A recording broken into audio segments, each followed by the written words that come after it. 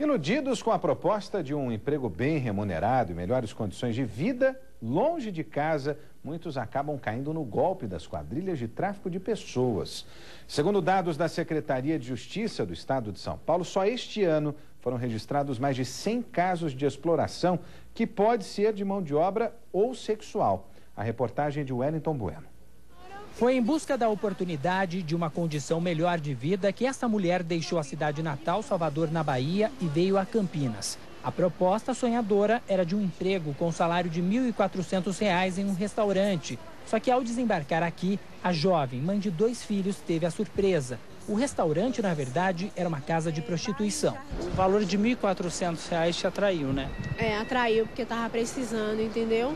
Não me atraiu para mim me prostituir, mas eu pensei que era um trabalho honesto, que ia ser em um bar, entendeu? Então, para mim, não valeu a pena.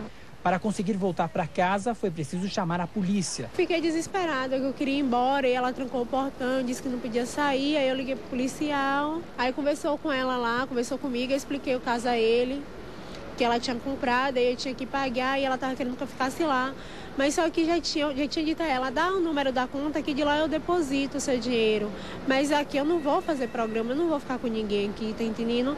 Porque você veio com uma proposta que era para trabalhar em bar e não em boate. Histórias como a de Crislane se repetem todos os dias no Brasil. O que muitos não sabem é que se trata de um crime conhecido como tráfico de pessoas. Aliciadores que aproveitam de quem tem um sonho na vida para cometer a exploração, seja ela sexual ou de mão de obra escrava.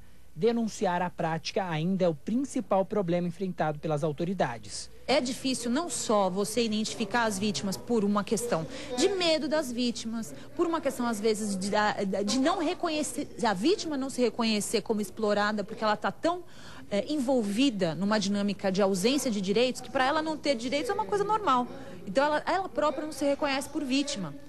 E também essas questões relativas de quando o caso chega nas mãos das autoridades, exatamente conseguir identificar qual a melhor forma de se punir alguém, qual crime a gente pode usar, né, tipificar para identificar a responsabilidade penal daquele agente explorador. Dados da Secretaria de Justiça do Estado de São Paulo mostram que em 2011, 117 casos de exploração sexual e 37 de mão de obra escrava foram registrados só no estado de São Paulo. Na capital paulista e na região de Campinas, o Ministério Público investiga o envolvimento de grifes com redes de tráfico de pessoas, que mantêm imigrantes ilegais em condições que beiram a escravidão em oficinas de costura. Para a presidente do Comitê Regional do Enfrentamento ao Problema, a grande preocupação por aqui é em relação aos grandes eventos que vão ser realizados no país. A gente tem uma Copa de 2014, nós temos uma Olimpíada aí também, e a gente tem uma malha viária, né, federal e estadual muito grande.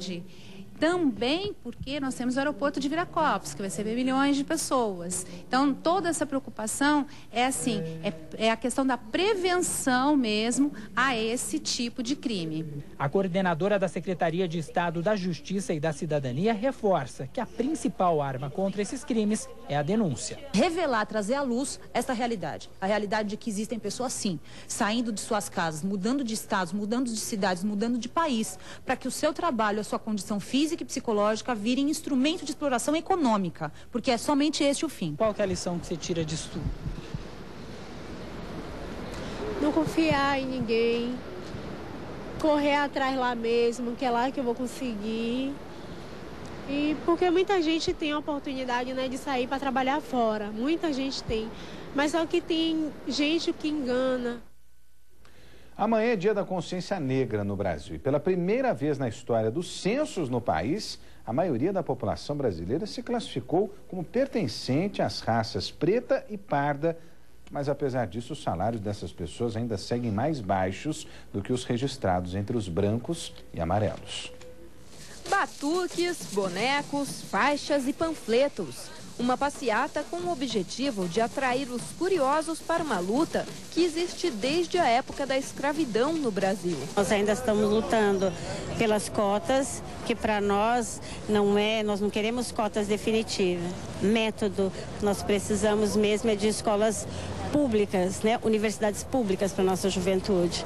Nós precisamos que a nossa religiosidade de matriz africana seja respeitada. Nós precisamos que as mulheres negras estejam em paridade com a mulher branca, ocupando o mesmo cargo. Essa é a 11ª edição da Marcha Zumbi dos Palmares em Campinas, uma forma de protesto que marca a consciência negra no Brasil. Membros de ONGs e grupos que brigam pelos direitos dos negros caminham pelas ruas do centro da cidade para mostrar à população que ainda está muito longe de se alcançar a igualdade. Agora estamos lutando pela igualdade da divisão de poderes entre a nossa sociedade. Por exemplo, nós temos uma grande dificuldade enfrentadas nas questões dos melhores postos de trabalho em diversos setores da nossa comunidade. Então, seria uma amostra, nós estamos ainda de cabeça erguida e estamos lutando para defender cada vez um espaço melhor na sociedade. Além do protesto, nesse ano a marcha também foi um meio de comemorar uma notícia. De acordo com a pesquisa do IBGE divulgada nessa semana, pela primeira vez na história, a maioria dos brasileiros se classificou como pertencente às raças preta ou parda. Juntas, elas somam 50,7% da população. Para quem está aqui, esse é o começo do resultado de anos de luta. A autoestima do nosso povo está aumentando. E se a autoestima do nosso povo está aumentando, ele está se fortalecendo para poder lutar em prol dessa igualdade no trabalho, igualdade na educação, igualdade na sociedade. Então, é fantástico. Eu fiquei muito feliz com esse cálculo do IBGE e de saber que o maior número de pessoas começa a se olhar no espelho e me falar, sim, sou negro de cor. Parece que a consciência dos negros está melhorando. Economicamente, o rendimento dessas raças segue abaixo do que o registrado entre brancos e amarelos. De acordo com o censo 2010, orientais e asiáticos são os que recebem os maiores salários, a média de R$ 1.574 por mês. Os brancos recebem em média R$ 1.538 mensais, quase o dobro dos pretos e pardos, que ganham R$ 834 e R$ 845, respectivamente. Existe uma tendência de não se oferecer certos trabalhos para negros, e porque os negros ainda ficaram abaixo nos níveis de escolaridade. Não porque eles não sejam capazes, mas porque eles são vítimas de um preconceito que vem junto com a história do negro no Brasil. Quem participa da Marcha da Consciência Negra luta, na verdade, o ano todo para reverter essa situação.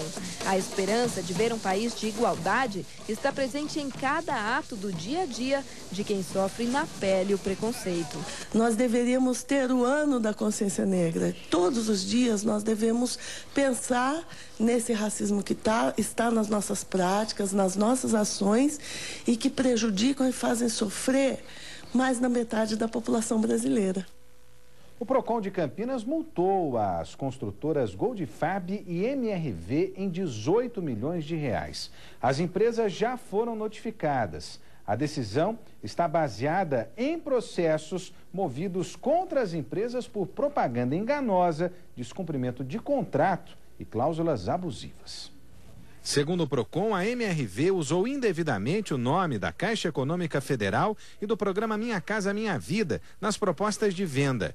Além disso, mantinha nos contratos cláusulas consideradas abusivas. O órgão de defesa do consumidor também levou em consideração o descumprimento e atraso das obras do residencial Parque das Águas, no Parque Jambeiro. Já a Goldfarb também foi multada por publicidade enganosa, cláusulas abusivas no contrato e atraso na entrega dos empreendimentos Gold China e Gold Espírito Santo. As empresas têm o prazo de 10 dias para entrar com recurso na Secretaria de Assuntos Jurídicos. A MRV informou que o departamento jurídico está em negociação com o Procon e não reconhece qualquer ilegalidade. Já a assessoria de imprensa da construtora Goldfarb enviou uma nota de esclarecimento à nossa redação, em que diz não ter sido notificado oficialmente que já está seguindo as orientações exigidas pelo Procon. No domingo, o sol aparece em todo o estado de São Paulo. Por causa do calor, a nebulosidade aumenta ao longo do dia e pancadas rápidas de chuva não estão descartadas em algumas áreas. Em Campinas e Hortolândia, os termômetros podem chegar aos 29 graus. Em Vinhedo, aos 30. Já em Paulínia, máxima de 31 graus. Confira agora o que foi destaque esta semana aqui no Band Cidade. Costureira de 49 anos e a filha de 11 são enterradas em São Paulo. O filho adolescente da vítima encontrou os corpos no domingo dentro da casa em que moravam em Piracicaba. Segundo a polícia, o ex-marido e pai da criança é o principal suspeito do crime. Um homem de 52 anos é preso em um hospital de Campinas. Segundo a polícia, ele era procurado desde 2007 e havia fugido da ocupação da favela da Rocinha, no Rio de Janeiro. Em Campinas, passou mal e precisou de atendimento médico. Onda de furtos marca o Festival de Música SWU em Paulínia. 2 pessoas foram presas em flagrante no local. Apenas com uma delas foram encontrados 19 celulares e 5 máquinas fotográficas. Vidraceiro suspeito de matar a ex-mulher e a filha no último domingo em Piracicaba é encontrado morto na casa em que morava. Morre no Hospital Mário Gatti, em Campinas, o traficante de 52 anos, preso depois de procurar atendimento médico na cidade. Segundo a polícia, ele era procurado desde 2007 e havia fugido da ocupação da favela da Rocinha, no Rio de Janeiro. Em DEC começa a fiscalização dos veículos que fazem o transporte de carga no Centro Expandido de Campinas. O objetivo da ação é melhorar o trânsito na cidade. Passageiros que usam os ônibus da linha azul em Campinas têm dificuldades durante a manhã. Cerca de 600 funcionários da VB Transportes cruzaram os braços e só voltaram ao trabalho depois de fecharem um acordo com a empresa. Homem faz dezenas de pessoas reféns durante a tentativa de roubo a banco no centro de Campinas. Uma mulher que usava o caixa eletrônico percebeu a movimentação e conseguiu chamar a polícia. Ninguém ficou ferido. Polícia investiga a relação entre 2 assaltos a bancos que aconteceram na quarta-feira no centro de Campinas. Na primeira ação, um homem foi preso depois de roubar pouco mais de R$200 em moedas. Já na segunda, foram levados R$1 milhão. Incêndio destrói supermercado atacadista de Jundiaí. A polícia investiga as causas do fogo. Foram mais de 8 horas de trabalho de bombeiros de 2 cidades da região e da capital para controlar as chamas. Ninguém ficou ferido. É enterrado em Vinhedo o corpo do menino de 11 anos que morreu após ser atingido por uma trave na quadra de esportes de uma escola da cidade. A polícia já abriu inquérito para investigar se houve responsabilidade do colégio. Lutador de jiu-jitsu de 23 anos morre em Campinas ao ser atropelado por um carro que participava de um racha. Uma mulher de 42 anos e um homem de 32 foram presos por homicídio doloso, quando há intenção de matar. Comissão processante da Câmara de Campinas ouve o prefeito Demétrio Vilagra sobre o envolvimento dele em um suposto esquema de fraudes em contratos na Sanasa. O chefe do executivo negou todas as acusações. E no próximo bloco, os preparativos para o passeio ciclístico pelas ruas de Campinas neste domingo. A gente volta já.